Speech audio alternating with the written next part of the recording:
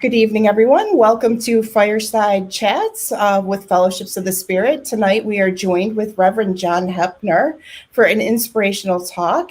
Reverend John Heppner is from Muncie, Indiana, and he has his MBA and his doctorate in education, and he's been an ordained spiritualist minister since 1996. So John's going to share with us tonight a topic with aligning with the light.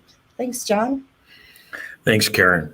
It's good to be here with everybody this evening. I'd like to start, if I might. I'm going to start with a prayer, so you can join me mentally if you like. Most merciful Mother, Father, God, moving above, in, and through everything that we see.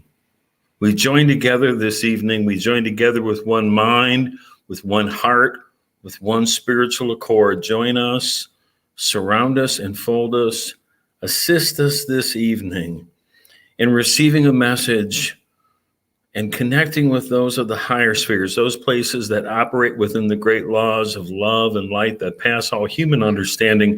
Assist us with an opening, with an alignment, with a better ability to display more of your glory, more of your power, more of your spirit in a world where it's so much needed at this time. We thank you for the blessings you bestow upon us each and every day. Amen.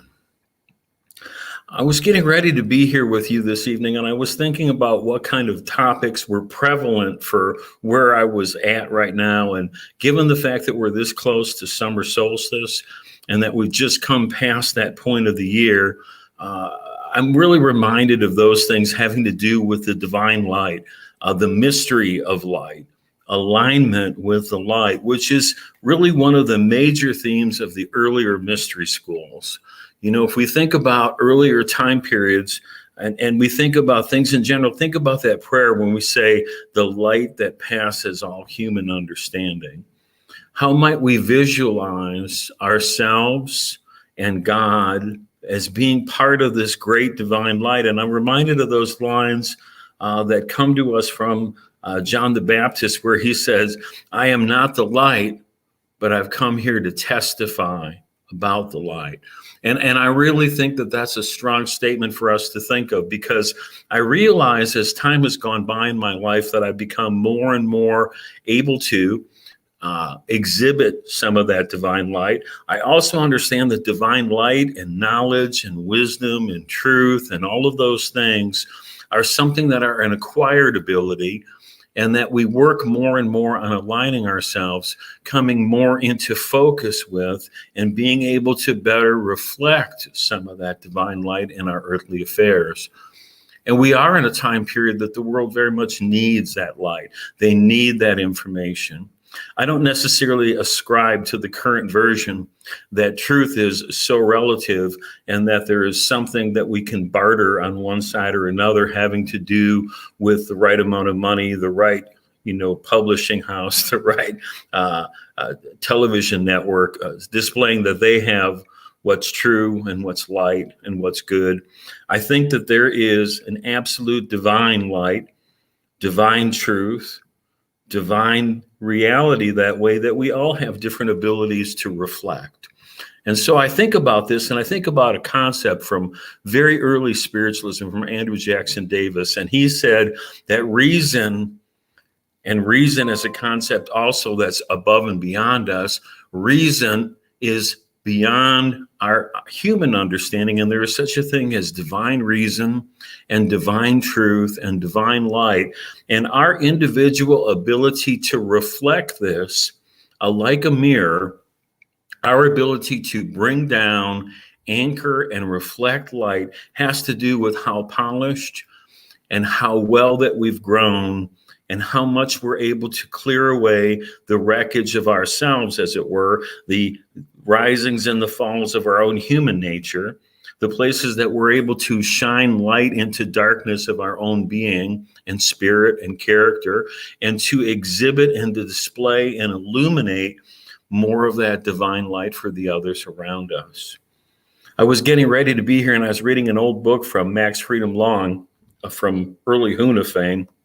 And he has a book by the same title, Growing into the Light. And he also uses that concept of like a divine mirror, that we have ability to be able to reflect that light, and our own personal ability to come into alignment with these things and to be able to, shine light on the places where we have darkness in our being, areas that we are confused, areas that we are still perhaps overtaken with fear and places like that, and begin to interject more love and divine love and an ability to reflect more of the divine love and the light and the truth in our daily affairs. Infinite intelligence talks about that we're all part of this great light, this great information, this great divine wisdom, and that we all have different abilities to exhibit that. And I think that we're in a time in the world that the world is very much in need of more of this light, and that we're very much called to continue to polish the mirrors, continue to work on our own personal growth, to do the work that's required of us to be able to reflect more of that to a world that's very hungry for it. I was reminded when I was getting ready to be here of the line from Psalms, in Psalm 51, where it talks about creating a pure or clean heart within us and renewing a right spirit within us and assisting us and asking God for that assistance, that we might be able to be pure and cleaner and more divine reflectors of that light. And so my prayer for you and everybody else at this time is that we would continue to be humble enough that we would be able to reach out and ask for more of an awareness of, more of an ability of, to exhibit that light, to be part of that light, to be something to help uplift our brothers and sisters in times where there's always difficulties and there's always things moving on.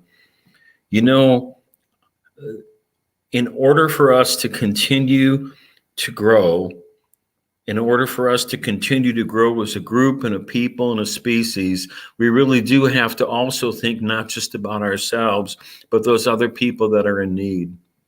And watching the news this week and seeing all the things that transpired with the collapsing of that hotel, and people there that are in need of God's grace, people that are there that are in need of God's healing. There's always a spot in the world that's requiring for us to roll up our sleeves and put our love and light into action. When we're called forth to be doing healing work and prayerful work for people that are in distress, people that are in need. I have never thought of a time in my life that I haven't been called into prayer or action or service, that I haven't been asked to stand in the middle of God's divine stream of grace, that I haven't been infinitely blessed for being able to stand there and to send some love and some light and some energy to people that are really in need, people who need to see that there's light beyond their personal circumstances. Sometimes in our lives, we become so overrun with the amount of drama and trauma and things that are coming through our lives that we may forget that the divine light is above and beyond all those things.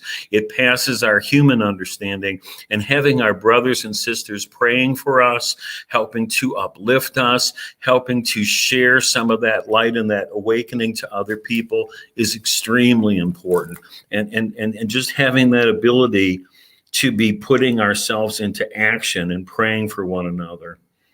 There's a lot of work that they're taught within Fellowship of the Spirit and other spiritual schools having to do with a healing list and a prayerful list, and that we spend time praying for one another and lifting each other up in prayer and healing and energy. And I think for us, if we are focused that way, if we are really living a mystical path, and we have prayer, which is talking to God, we have meditation, which is listening, we work on personal purification, asking God to continue to uplift us and shine light in those areas where there's darkness within our mind and our heart and our spirit, to make us even closer to being able to be aligned with that divine light. Especially at this time of year when light is at its fullest, asking for more of that energy, more of that grace to be able to help us to purify ourselves and our heart and our minds, and to become part of that which helps others. When we're called to pray that way, and we're using our faith in movement, I really think that we're much closer to what we're here to be doing for in the first place. And if I am called forth to pray for one another that way, I'm always very blessed to do so. You know, I was sitting around this afternoon and there was a change in plans. And if you were looking for somebody else, I'm kind of a last minute entrant into the race for tonight. But I'm really grateful to be here with you in the height of the fullness of summer, reminding you and reminding myself of the importance of light and the way that we carry ourselves and the walk that we do, and what an important impact that we might have in somebody else's world. No matter how small, that we might light a seed and put a seed in place that somebody might have a fire or a light lit within them that would help them to see that there was more to their life than what was going on a day-to-day basis. I work in corrections for my day gig, and I'm in charge of an education program. And this last week, there was a problem with one of the people there that they were getting ready to be released and they weren't able to take a test that they were supposed to take. And I ended up driving maybe about an hour and a half or so, taking this test to a person at a community corrections place and giving him this test in another facility. And this gentleman's eyes were as big as saucers. And I came in and I said, you know, really the right thing to do is to be here and to give you an opportunity to test. And I may or may not have made an impact in his life. But if I was able to send some of God's grace and light and love, and to come in the middle of a situation for somebody who may feel that maybe is not so deserving and maybe has been beaten down by life and circumstances, and to provide even the smallest amount of hope in the middle of that, then I really feel like I may have been called to awaken and align that light in somebody else. And maybe, just maybe, that would be enough to turn him around, turn his heart closer to God, turn him more onto the path proper. Whatever we can do for one another is probably an important thing that way. You know, I was getting ready to be here and I was reminded of one of my favorite parts. And this comes to us from the Bible. I'm going to share a line that comes to us from Paul. And Paul has, I think, some really sagacious advice for us, especially those that are looking to impart upon a spiritual path. And this is really one of my favorite ones that comes to us from him. It comes from Philippians chapter 4, beginning at verse 8. Finally, brothers and sisters, whatever is true, whatever is noble, whatever is right, whatever is pure, whatever is lovely, whatever is admirable, if anything is excellent or praiseworthy, think about such things. And I really think about this, that if we are focusing our minds and our hearts onto things that are pure and that are noble, and really looking for that higher road and really attempting to mirror more of that divine love and light that pass all human understanding, if we have more of an ability and a hunger to exhibit that to the people in our lives, what a wonderful place that we would have to live in, wouldn't it be? I thank you all very much for your attention this evening. I wish you a wonderful and blessed summer season. I hope that you are enjoying your new freedoms. I had a chance to take a trip to Detroit a couple weekends ago. It was absolutely marvelous to be out of the house these days. It's always a wonderment to be able to be back into movement. And as we begin to move forward into summer activities, I hope that God's light continues to illuminate your mind, your heart, and your spirit. And if there are places wherein you're having challenges these days, I would pray that God's light would shine upon that darkness and help to illuminate you with some answers and some solace. And God bless you all. Get back to Karen. Thank you so much. That's so appropriate now with the summer solstice. And, we plant those seeds and we don't know where they grow. So I just love your message about being the light and sharing that.